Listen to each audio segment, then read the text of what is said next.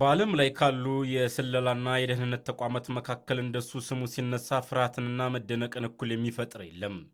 የሞሳድ ወኪሎች ጠላቶቻቸውን ለማደንና ሀገራቸውን ለመጠበቅ የማይገቡበት የጨለማ ክፍል፣ የማይረግጡት የጠላት ምድር የለም። ከአሜሪካን ብርት እስከ አረብ ሀገራት ቤተ መንግስት ዛሬ በዓለም ላይ የተፈጸሙና ማመን የሚከብዱ የሞሳድ አስደንጋጭ ኦፕሬሽኖችን እንመለከታለን። በሁለተኛው የዓለም ጦርነት ወቅት በሚሊዮን የሚቆጠሩ አይሁዳውያንን የጨረሰውና ናዚው አዶልፍ አይችመን ስሙን ቀይሮ አርጀንቲና ውስጥ ተደብቆ ይኖር ነበረ። ሞሳዶች ግን አነፍንፈው ደረሱበት። የአርጀንቲና መንግስት ሳያውቅ የወታደራዊ ኃይል ሳይጠቀሙ በሚስጢር አርጀንቲና ገብተው አይችመንን በመንገድ ላይ ያገቱት።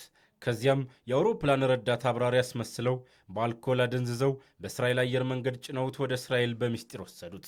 ሕግን ጥሶ የአንድን ሀገር ሉዓላዊነት ደፍሮ አንድን ሰው አደንዝዞ ከአንድ አህጉር ወደ ሌላ አህጉር በሚስጢር ማሻገር የሚችለው ሞሳድ ብቻ ነው።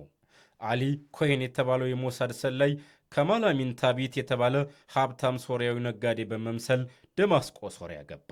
የሶሪያ መከላከያ ሚኒስትር አማካሪ እስከ መሆንም ደረሰ። የሶሪያን የጦር ምሽጎች ጎብኝቶ ለእስራኤል መረጃ አስተላለፈ። በጎላን ኮረብቶች ላይ ያሉ የሶሪያ ወታደሮች ከፀሐይ መከላከያ በሚል ዛፍ እንዲተከልላቸው ለሶሪያ ባለሥልጣናት ሐሳብ አቀረበ።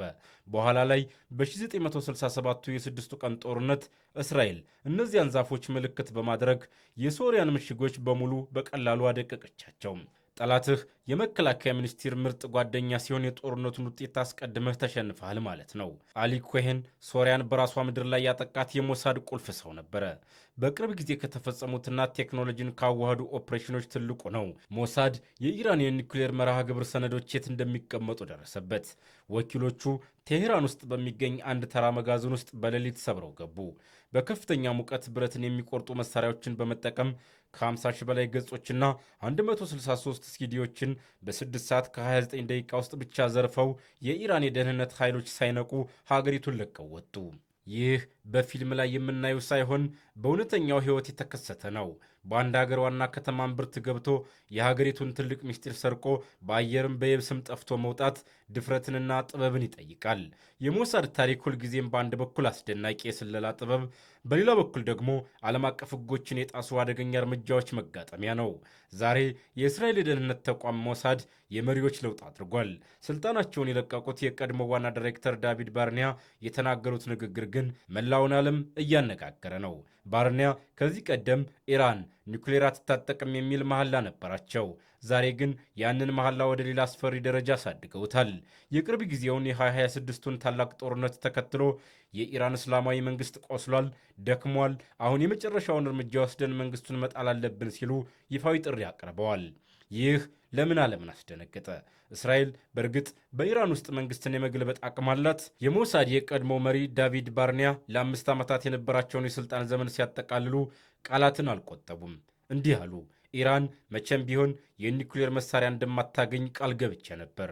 ዛሬ የኢራን አገዛዝ እጅግ ደካማ፣ በከፍተኛ ሁኔታ የተፈተነና የቆሰለበት ጊዜ ላይ ነው። አሁን ስራውን የምናጠናቅቅበትና እኛን ለማጥፋት ዓላማው አድርጎ የተቀረጸውን አገዛዝ ዋጋ የምናስከፍልበት ትክክለኛው ጊዜ አሁን ነው አሉ። እኛ አሁን በታሪካዊና ጥልቅ ዘመቻ ላይ እንገኛለን ሲሉም አከሉ። የባርኒያ ንግግር ትልቅ ትርጉም አለው። ለብዙ ዓመታት የእስራኤል ስትራቴጂ የነበረው የኢራንን የኒውክሌር ጣቢያዎች ማውደም ወይም የኒውክሌር ሳይንቲስቶቿን መግደል ነበር።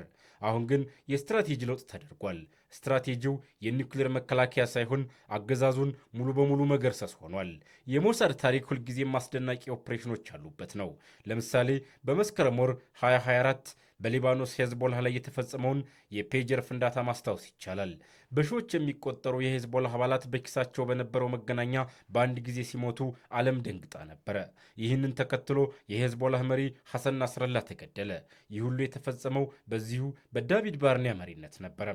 ነገር ግን ባርኒያ ይህንን ሁሉ ድል ትተው ዛሬ ትኩረታቸውን ለምን ወደ ኢራን አገዛዝ ለውጥ አደረጉ? ምክንያቱም 2026 ለኢራን እጅግ መጥፎ ዓመት ሆኗል።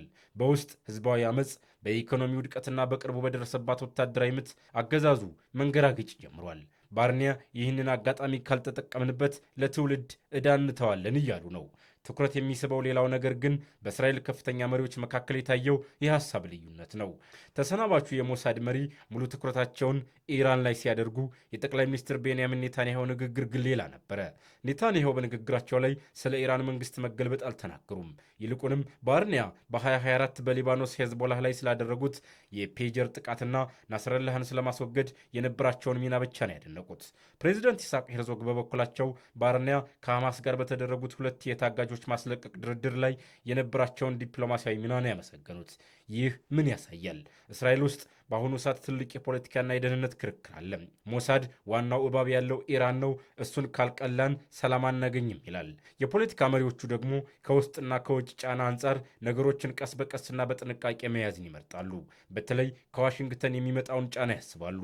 አሁን ደግሞ ወደ አዲሱ መሪ እንሂድ። አዲሱ የሞሳድ መሪ ማን ናቸው? ሜጀር ጄኔራል ሮማን ጎፍማን ይባላሉ። ነገር ግን የእሳቸው ሹመት በቀላሉ አልተከናወነም። ትልቅ የውስጥ ውጥረት ነበረ።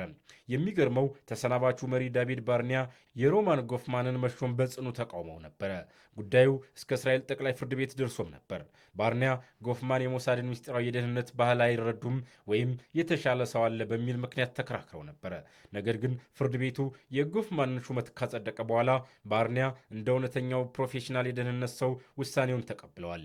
ለሁሉም የሞሳድ አባላት በጻፉት ደብዳቤ ላይ ሁላችሁም ከጄኔራል ጎፍማን ጎን እንድትቆሙና የስልጣን ሽግግሩ በሰላም እንዲጠናቀቅ እንድታግዙ ጠብቃለሁ አሉ። የጎፍማን ስኬት የሞሳድ ስኬት ነው፣ የሞሳድ ስኬት ደግሞ የእስራኤል ስኬት ነው ብለዋል። ጎፍማን በዚያ ምሽት አልተናገሩም። ነገር ግን በሚደረገው ይፋዊ በዓለ ሲመት ላይ ንግግር ያደርጋሉ ተብሎ ይጠበቃል። አዲሱ መሪ ጎፍማን የተሰናባቹን መሪ የኢራንን መንግስት የመጣል ከባድ አደራ እንዴት ይወጡታል? ወይስ ስትራቴጂውን ይቀይሩታል? መላው ዓለም በጉጉት የሚጠብቀው ጉዳይ ነው። የመካከለኛው ምስራቅ ፖለቲካ አዲስ ምዕራፍ ላይ ደርሷል።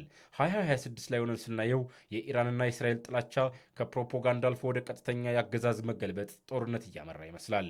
የሞሳድ መሪ በይፋ ኢራንን የመጣል ስራ መከናወን አለበት ማለታቸው በሚቀጥሉት ወራት በቴሄራን ውስጥ የሚስጥር ፍንዳታዎች፣ የሳይበር ጥቃቶች ወይም የውስጥ አመጾች በከፍተኛ ሁኔታ ሊቀጣጠሉ እንደሚችሉ ማሳያ ነው። የእስራኤል ቀጣይ እርምጃ ምን ሊሆን ይችላል? አዲሱ መሪ ሮማን ጎፍማን የባርኒያን የጦርነት አዋጅ ያስፈጽሙት ይሆን? ጊዜ የሚመልሰው ይሆናል።